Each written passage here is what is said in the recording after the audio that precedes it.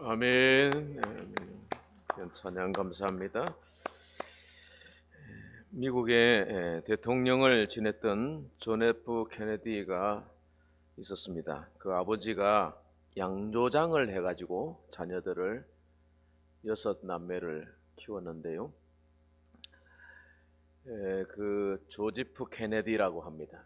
조지프 케네디의 친구가 양조장을 시작하고자 하는 친구를 말렸습니다.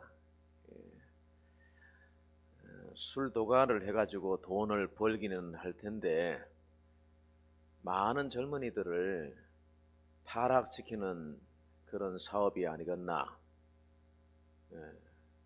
자네 경륜과 능력이면 다른 좋은 사업이 있을 것이니 양조장은 안 하면 안 되겠나. 이렇게 말렸는데 친구의 말을 듣지 않고 양조장 술도가 해가지고 돈을 많이 벌었어요. 그래서 사남 이녀를 좋은 학교에 보낼 수 있었습니다. 그런데 이상하게도요, 그 자녀들이 하나도 잘 안 됐어요. 그 6남매가 다 쫄딱 망하고 다 비명에 행사하고 실패자가 되고 말았습니다. 조지프 케네디의 맏아들이 29의 나이에 2차 대전에 참전했다가 베를린 공습으로 폭격맞아서 죽었어요. 둘째가 존 F 케네디인데 대통령이 됐는데 어쨌어요? 오스왈드가 쏜 총에 맞아서 죽었습니다. 셋째 로버트 케네디 의원이 42살 때 대통령 후보로 선거 유세 도중에 피살되었어. 넷째 아들 에드워드는 그해 비행기 추락 사고로 불구자가 되는데 아마 죽었을 겁니다. 그리고 딸들 중에서 맏딸은 지능장애자로 시설에 수용되어서 지내야 했고, 둘째 딸은 또 거기 비행기 사고로 죽었어요. 존 F 케네디 대통령 하나 만든 것 외에는 그 아버지가 아들에게 얻은 것이 영광이 하나도 없어. 존 F 케네디의 장남 케네디 2세도 98년도에 비행기 사고로 죽었어. 존 F 케네디의 둘째 아들은 태어난 지 3일 만에 죽었어. 케네디의 조카들도 다 보면 약물 중독이나 마약으로 망가졌어. 내놓을 것 없는 그런 가게가 되고 말았어. 왜 그렇게 잘 살던 잘 나가던 집이 이렇게 됐나? 실패자의 가게가 되고 말았나? 시작이 잘못된 겁니다. 친구가 말렸을 때 그 술 도가 사업을 안 해야 되는 거죠. 아버지의 잘못된 판단과 그릇된 사업이 가게를 망가뜨렸고, 아버지의 잘못된 그릇된 신앙관. 미국은 믿음의 전통을 가지고 내려오는 집안인데, 그런 나라인데, 케네디는 어땠습니까? 성경을 공교육에서 빼버렸습니다. 공식적으로 성경을 읽거나 기도하는 것을 막았습니다. 그 세속화의 첫걸음을 내딛게 했던 것이 케네디. 그러니까 여자들이 뭐 인기가 있었다 한때, 그러나 뭐 합니까? 그렇게 본인도 망가지고 자녀들도 다 그렇게 망하고 말았다는 얘기입니다. 사랑하는 여러분, 시작이 좋아야 됩니다. 아버지가 올바른 정신을 가지고 하나님을 두려워하고 백성들 사랑하는 자녀들에게 지도자로서, 자녀들에게 어른으로서 믿음의 귀한 경륜을 물려줄 수 있는 그런 아버지가 되고 그런 지도자가 되면 가정의 미래가 밝아요. 나라의 미래가 밝다 이 말. 우리 장로님 기도하셨습니다마는 정말 이 나라의 지도자도 하나님을 두려워하고 하나님을 섬기는 그런 온전한 믿음의 사람들이 세워지기를 바랍니다. 우리의 가정 또한 그러하기를 축원합니다. 조나단 에드워드는 그 시대, 그러니까 존 F 케네디의 아버지가 사화받은 그 시대 사람, 누구냐?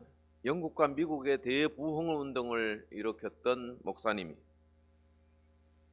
그런데 그 자녀들은, 직계 자손이 지금은 더 많아졌겠죠.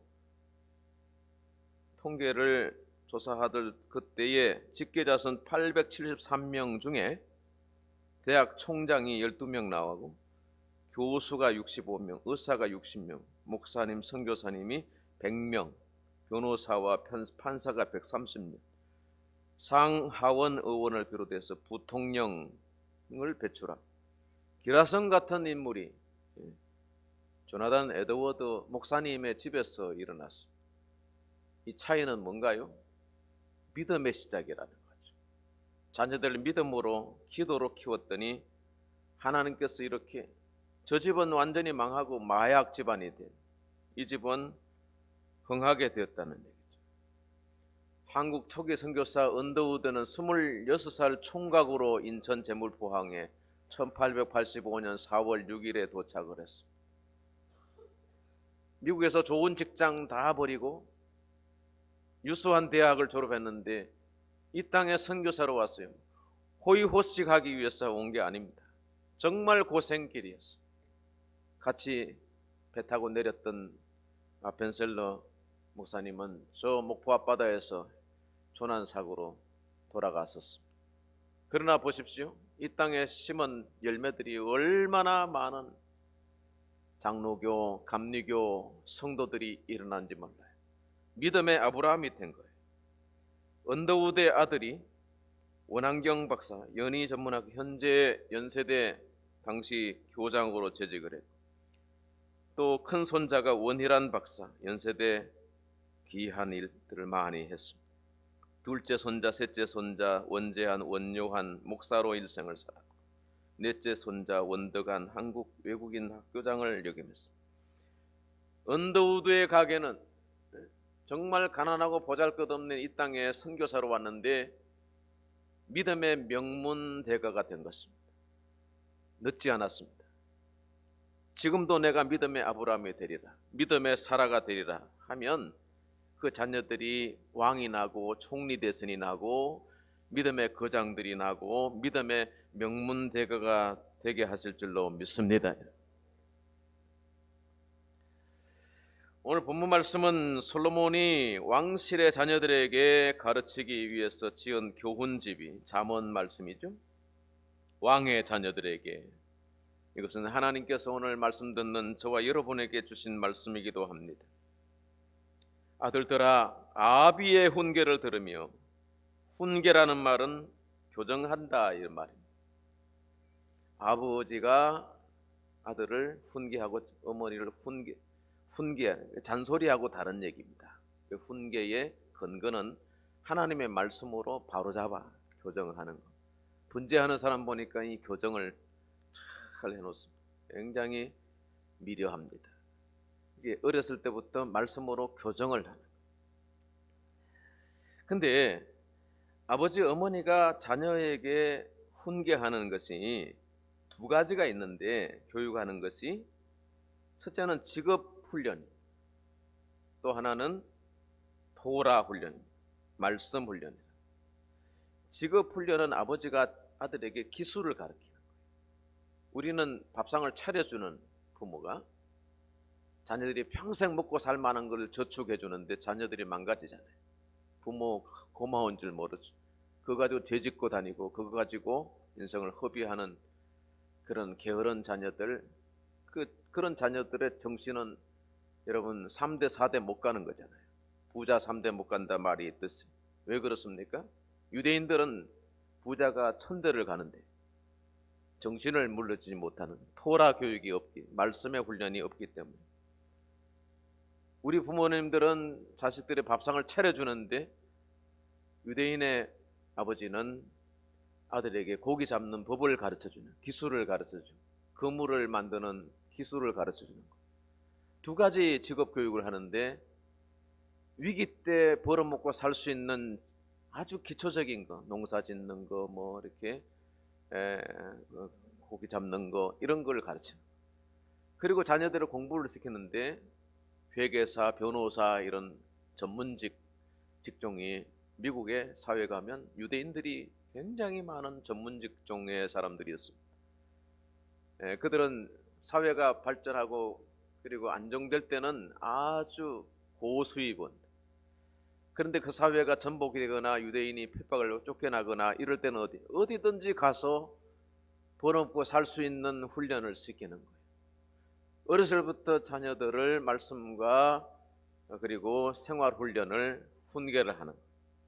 그 아비의 훈계를 들어야 먹고 살 수 있는 겁니다. 그리고 훈계 중에 두 번째는 토라 훈련, 쇠마 교육이라 하는데 신명기 6장의 말씀, 대표적으로 6절과 7절 말씀. 오늘 내가 네게 명하는 이 말씀을 너는 마음에 새기고 내 자녀에게 부지런히 가르치며 집에 앉았을 때든지 길을 갈 때든지 누워 있을 때든지 일어날 때든지 이 말씀을 강론할 것이며, 아버지가 아들에게 또 어머니가 딸에게 하나님의 말씀을 일러주고 마음에 새기도록 합니다. 어디를 가든지 하나님 아버지의 말씀을 마음에 품고 살아가는 거예요. 그래서 이들이 지혜의 사람이 되는 거예요. 하나님의 백성들이 되어지는 거예요. 이들이 뿔뿔이 흩어져서 1900년 이상을 갔다가 세계 도처에 흩어져서 살았어요. 나라가 없었어요. 1948년도 우리도 48년도에 독립을 나라를 건국했습니다마는 유대인도 팔레스타인의 이스라엘 나라를 건국한 것이 48년입니다. 그 1900년 이상 AD 70년에 로마에 의해서 완전히 망했던 이스라엘이 1900년 뿔뿔이 흩어져서 러시아에서, 헝가리에서, 유럽 전역에 흩어져서 미국 저 브라질 남미에 가서 살고 그러는데, 이들이 독립해서 나라가 세워지고 그리고 고향으로 돌아왔는데 그들의 그 전통이 그대로 이어져 가는 거예요. 말은 달라도 하나님을 섬기는 법도는 2000년 역사에 계속 이어져 내려올 수 있었던 것은 아버지가 아들에게, 그 아들이 아들들에게 계속해서 하나님의 말씀 토라를 교훈, 훈계하였다는 것입니다. 그래서 아버지의 말씀을 듣고 그 자녀들이 지혜의 사람이 되었다는 얘기입니다. 그 다음에 여기에 명철을 얻기에 주의하라. 명철은 선악을 구별하는 능력. 명철이 뭐라고요? 선악을 구별하는 능력이라. 참과 거짓을 구별하고 선과 악을 구별하는 능력, 이것이 분별력이라 그랬습니다. 솔로몬이 이 명철을 구했었죠. 열왕기상 3장에 보니까 솔로몬이 왕위에 오른 후에 어떻게 이 많은 백성을 다스릴 수 있겠습니까? 그래서 기브온 산당에 올라가서 1000번제 제사를 드려요. 하나님이 솔로몬에게 물었습니다. 내가 네게 무엇을 줄고 너는 내게 구하라. 솔로몬이 하나님께 구한 것이 뭡니까? 하나님, 넓은 마음과 선악을 분별하는 능력을 주옵소서. 이게 명철이라는 거예요. 하나님께 지혜를 구했더니 하나님이 그 구한 대로 지혜를 주셨고 구하지 아니하였던 부와 수와 영광도 주셨다. 성경은 말씀하고 있습니다. 그 솔로몬의 지혜를 듣고 보기 위해서 땅 끝에서 왕들이 신하들에게 진상을 보내면서 공개하면서 솔로몬의 나라에 와서 배우게 됩니다.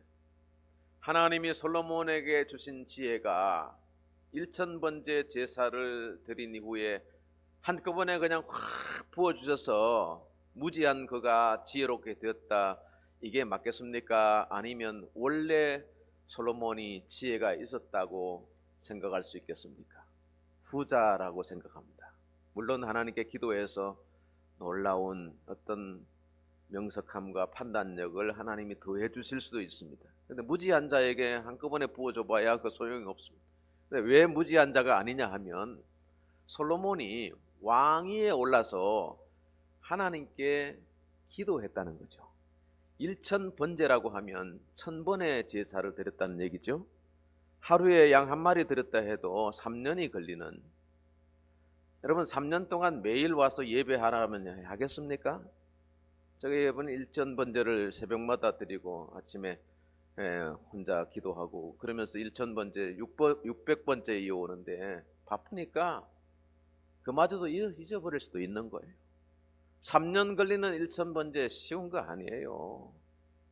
오직 마음을 하나님께로 향하고 시간과 장소를 정해서 제물을 가지고 와서 드리고, 그 제물이 헌금봉투 하나 올리는 그런 게 아니라 짐승을 준비해서 잡고 피를 뿌리고 제단에 올려서 불을 피우고 그 뒤처리나 제나 이런 것들을 처리하려면 얼마나 번거로운지 몰라요. 왕이 신하들이 다 시켰겠어요? 본인이 할 거 본인이 했겠죠? 그런 하나님을 경외하는 믿음이 솔로몬에게 있었다는 얘기죠. 잠언서 1장 9절 9장 10절 말씀을 보면 여호와를 경외하는 것이 지혜의 근본이다. 근본이 솔로몬에게 있었다는 얘기입니다. 그래서 하나님을 매일 찾아 나가고 매일 기도할 수 있었던, 벌써 솔로몬에게 지혜가 있었다는 얘기, 분별력이 있었다는 얘기죠. 하나님이 그에게 지혜를 도와셨다, 이게 맞겠죠. 그 지혜가 어디서 왔느냐? 오늘 솔로몬은 3절에 이렇게 기록하고 있습니다. 나도 내 아버지에게 아들이었으며 어머니 보기에 유약한 외아들이었다. 여러분, 이 부모에게서 들은 교훈과 명철이 있다는 얘기죠. 아버지에게 배웠던, 다윗에게 배웠던 말씀들, 부모로부터 전성된 이 교훈들이 오늘 솔로몬의 지혜의 그 반석이 되었다는 얘기죠. 부모된 자의 눈으로 볼 때 아들은 부족해 보일 수 있습니다.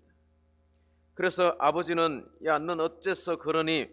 넌 누구를 닮아서 그러니? 네 아빠는 말이냐, 너 젊었을 때 뭐 이런 식으로 나때 그러면서 나쁜 건 꼭 지 엄마 닮았다 이렇게 얘기합니다. 그럴 수 있어요. 엄마는 또 성질나서 잔소리하고 빡빡 끓고, 이래 가지고는 좋은 자녀들로 양육할 수 없는 겁니다. 솔로몬이 오늘 왕의 자녀들을 교훈하는 내용이 무엇입니까? 4절에 보니까 아버지가 내게 가르쳐 이르기를 내 말을 내 마음에 두라, 내 명령을 지키라, 그리하면 살리라. 아버지가 가르쳐 주신 것이라는, 아버지의 생각이나 아버지의 전통, 집안의 전통이 아니라 하나님의 말씀을 일러준 것을 마음에 두었다. 그 말씀을 자녀 대대로 유대인들이 이어온 그 하나님의 지혜와 교양을 가지고 자녀들을 양육했다는 얘기죠. 그래서 솔로몬이 이렇게 일어나게 되고 솔로몬이 지혜의 대왕이 될 수 있었던 것입니다. 아버지가 가르쳐 주신 것, 아버지의 유언이 뭡니까? 3가지의 유언입니다. 지혜를 얻어라, 5절 말씀이죠. 지혜를 얻으며 명철을 얻어라. 지혜를 어디서 얻느냐? 욥기 28장에 보니까 지혜는 어디서 얻으며 명철이 있는 곳은 어딘고? 그 길을 사람이 알지 못한다고 그랬습니다. 사람 사는 땅에서는 찾을 수 없는 것이 지혜요 명철이라는 거죠. 욥기 28장 마지막 부분에 보면 보라, 주를 경외함이 지혜요 악을 떠남이 명철이니라. 악을 떠나야 명철한 거예요. 죄를 지으면 그렇게 무지한 거예요. 죄에 끌려가는 사람은 아무리 공부를 잘하고 똑똑해도요, 그건 무지한 거예요. 지혜가 없는 거예요. 하나님을 알지 아니하는 사람들은 아무리 석박 살아도 무지한 거예요. 주를 경외함이 지혜요. 여기 주는 하나님 아버지를 경외하는 것이 지혜라 그랬습니다. 저와 여러분 비록 공부를 좀 덜하고 가방끈이 짧다고 해도 하나님을 경외하는 우리는 최고의 지혜가 우리 속에 있는 줄로 믿습니다. 그 지혜가 바로 사도 바울은 예수 그리스도라 그랬습니다. 그 지혜를 얻는 것이 얼마나 귀한, 예수 믿는 것이 얼마나 귀한지 모릅니다. 그래서 우리가 오늘도 하나님 아버지를 경외하고 예수의 이름을 찬양하고 높일 수 있는 것, 지혜를 얻는 이것이 바로 아버지의 유언이라. 두 번째는 지혜가 제일인 것을 알아야 된다는 것. 7절 말씀이죠. 지혜가 제일이다. 지혜가 제일이다. 그래서 오늘 우리들의 아버지 부모들은 자녀들에게 공부를 많이 시키면 지혜가 있을 줄 아는, 그러나 공부를 많이 시켰는데 나중에 사람이 망가진 일들 많고 죄와 욕심으로 무너지는 일들도 많이 있는 겁니다. 하나님을 알지 못하는 사람은 그렇게 무지할 수밖에 없습니다. 그러므로 지혜가 제일이다. 지혜가 바로 십자가에 달리신 예수라는 겁니다. 바울아, 네가 미쳤구나. 네 많은 학문이 너를 미치게 한다. 베스도가 그렇게 말했을 때, 왕이시여, 내가 이 결박당한 것 외에는 모든 사람이 나와 같게 되기를 원합니다. 뭡니까? 모두가 하나님을 알고 예수님 섬기기를 원합니다. 그래서 지혜가 제일인 것을 알고 사도 바울은 그 지혜의 교훈을 일러주기 위해서 복음 전하는 선교사로의 삶을 살았던 것입니다. 마태복음 13장에 예수님 비유에 보면 어떤 농부가 밭을 갈다가 보화를 발견하고 돌아가서 자신의 모든 것을 다 팔아서 그 밭을 샀다고 그랬습니다. 사람 보기에는 그 산자락 밭이 그 무슨 가치가 있는 게 아니에요.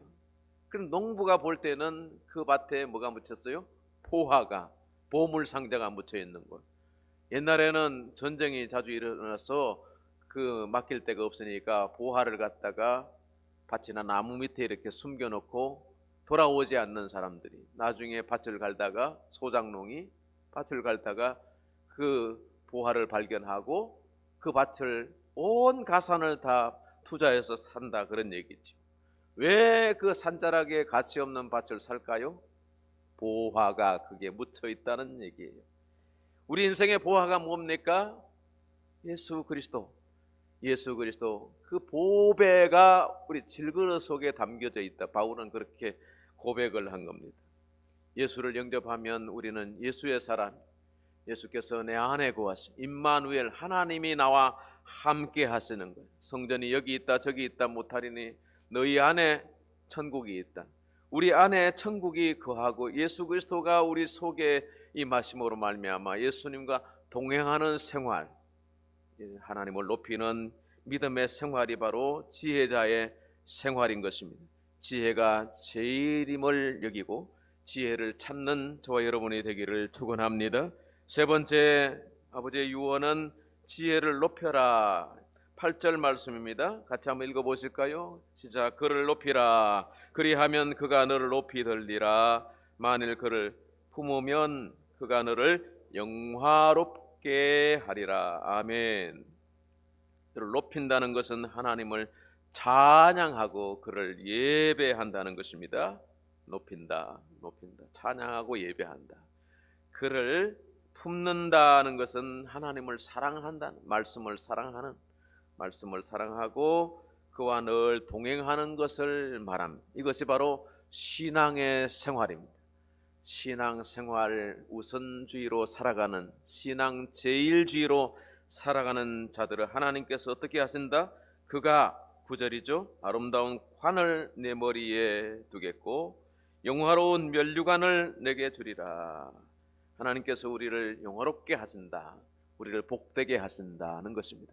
저와 여러분의 삶을 복되게 하시고 우리와 우리의 집을, 자녀들을 영화롭게 하시고 형통하게 하시는 은혜가, 지혜를 사모하는, 지혜를 찾는, 지혜가 제일인 것을 알고 고백하는 저와 여러분의 삶 속에 충만하게 되기를 축복합니다. 하나님 아버지 감사합니다. 오늘도 우리가 어버이 주일에 왕의 자녀들에게 우리 하나님이 말씀하시는 말씀을 우리가 열고 듣고 읽습니다. 이 말씀을 마음에 새겨서 지혜를 찾고 지혜를 제일로 여기고 지혜 안에서 살아갈 수 있도록 은혜 주시기를 원합니다.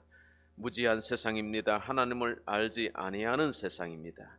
우리에게 예수를 보여주시고 증거해 주셔서 예수를 믿고 하나님의 자녀 되게 하신 것을 감사드립니다. 이 자녀 안에서 우리가 아버지의 영광을 누리는 자가 되게 하여 주시기를 원합니다. 오늘 성전에 모인 모든 성도들이 하나님을 높여 부르며 예배하는 것을 주께서 기쁘게 받아주시고 솔로몬이 주셨던 그 부와 귀와 영광도 우리에게 내려 주옵소서.